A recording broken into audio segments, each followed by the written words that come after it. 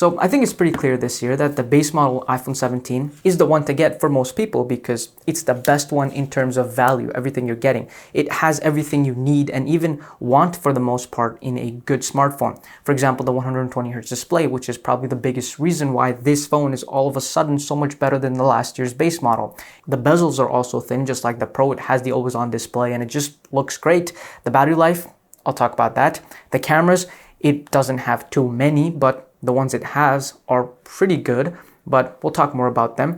And it has the same selfie camera as the Pro, even the Pro Max. So what's actually missing? Like, why did Apple even make the 17 Pro? Why should you even consider getting this? Well, that's what I want to talk about in this video. So I think we should start with probably the biggest difference between these two phones, which is the cameras. So while both of these phones have 48 megapixel main cameras, they're not actually the same because the sensor behind the lens is different, which is the most important part of any camera. The one on the 17 Pro Max is 49% larger, which means it captures more light, more detail, and just more information, which results in better photos in especially low light, and you can actually see the difference. Although the difference is mainly noticeable in like extreme low light conditions, but it's there. Generally though, they both do take really good photos and they look basically the same, especially in bright conditions or even in not so bright conditions, because the way they process colors and skin tones and shadows, it looks essentially the same because at the end of the day, both are iPhones. However, where the differences continues when it comes to a few more pro things that the 17 Pro can also do, things that a lot of professional cameras do that cost thousands of dollars. For example, the 17 Pro can take raw photos, which saves a ton of information, which helps you edit the photos after you take them. So for example, you can change the white balance, you can recover highlights, you can boost shadows, all of those things you can't really do on normal photos. You just don't have that information. For example, if I applied the same edit on a normal photo, you can see it just doesn't really look good. Similarly, the 17 Pro can also record a raw video and log video, which is very useful if you know how to use it. For example, I'm recording log right now. This is kind of what it looks like. So when I put it in my editing software, I'll edit it, change the colors and everything, make it look better. But this is a few $1,000 camera. And this is a few also $1,000 phone, but still much cheaper. And this thing can fit inside your pocket. I can do the same thing on the 17 Pro, which actually looks really nice considering it's recorded on a phone. And compared to just normal video I shot on the 17, you can see it just doesn't look the same. It doesn't have that professional feel to it. Don't get me wrong, the video from this is really good. It's not bad, but if you need that truly professional kind of look, this can give you that. Now, if you do end up using all these pro features that the 17 Pro has, one thing you probably already know is that all of these pro features take up a ton of storage. For example, a raw photo can be up to 20 times larger than a normal photo, which is only a few megabytes, while a raw could be like 70, 80 megabytes. Same thing goes for raw video, log video. Sometimes they could be even larger. So if you need to transfer them to your computer to edit them, for example, you need fast transfer speeds, which the 17 Pro has. It's about 20 times faster than the 17.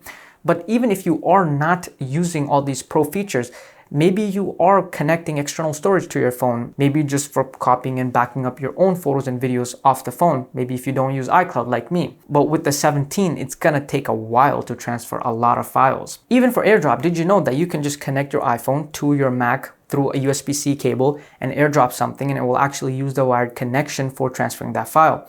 If you want to transfer a huge file, maybe like a movie or something you have downloaded on your phone, it's gonna go through much faster on the 17 Pro. However, other than these few sort of professional features, the cameras are the same, especially the ultra-wide. Both are exactly the same sensors on both phones, and they both look great. And yes, the normal 17 does not have a telephoto camera. The Pro has. So obviously you will get better zoom photos with the Pro, but something I'll tell you is that the Pro doesn't actually use the telephoto camera all the time, even if you want to. So if the lighting condition is slightly bad, maybe there's not too much light, it will actually just use the main camera, crop in, and give you the photo you're trying to get. So it uses digital zoom instead of using optical zoom.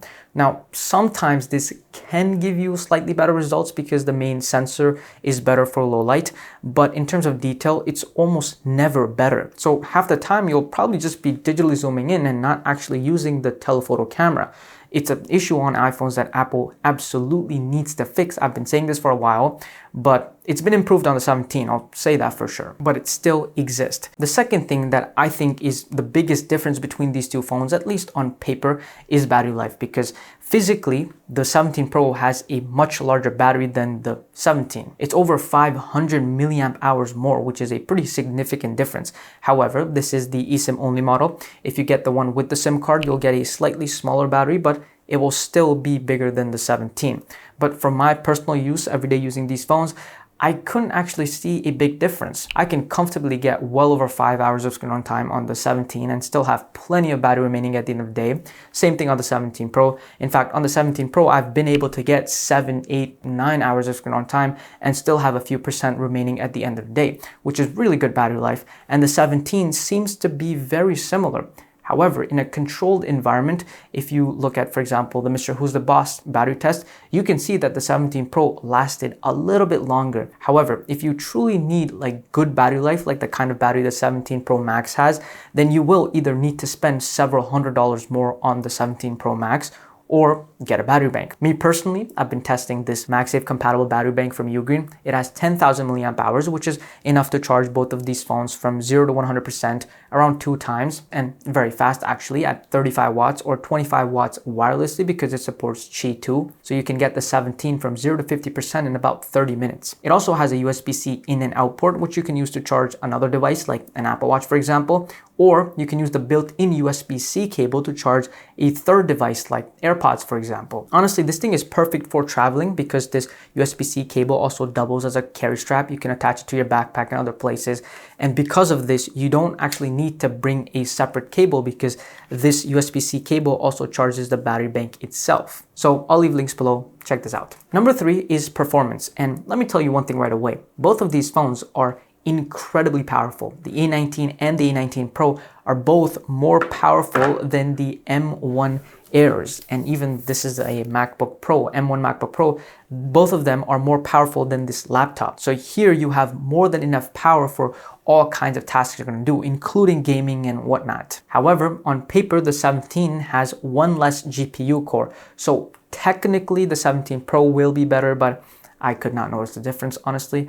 Both are essentially the same. Where you might see a bigger difference is when it comes to long-term performance, because the 17 Pro has a vapor chamber inside and it can actually maintain a higher performance for a longer time, at least compared to the 16 Pro. But in terms of overheating, I think what actually matters more is how long these phones can maintain their peak brightness, because this has been sort of a problem on iPhones that when you actually go outside on a sunny day, for example, what ends up happening is that the iPhone will lower the brightness after a few minutes or so of being outside to prevent the phone from overheating. So the peak brightness number, 3000 nits, basically becomes useless. So I like to test this. I used my studio light for this. I'll bring it really close to these phones, close enough so that it kind of resembles the sun and the heat of a sunny day. And from this test, I was able to tell that the 17 Pro started off as the brightest of the 3 phones here, but ended as the darkest of the 3. However, all the phones I tested, including the Air, they all got darker gradually throughout the test.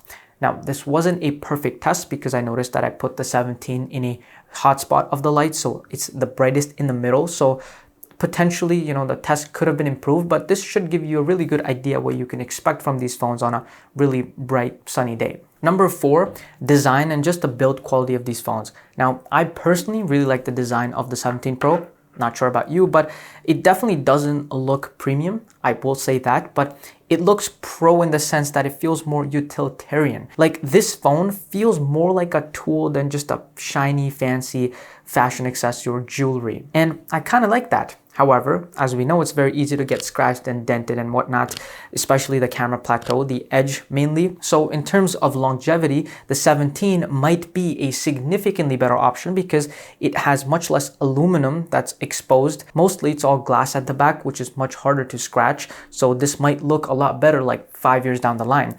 This, on the other hand, might develop some patina, especially if you're going to use it without a case, and you might like that. I don't know.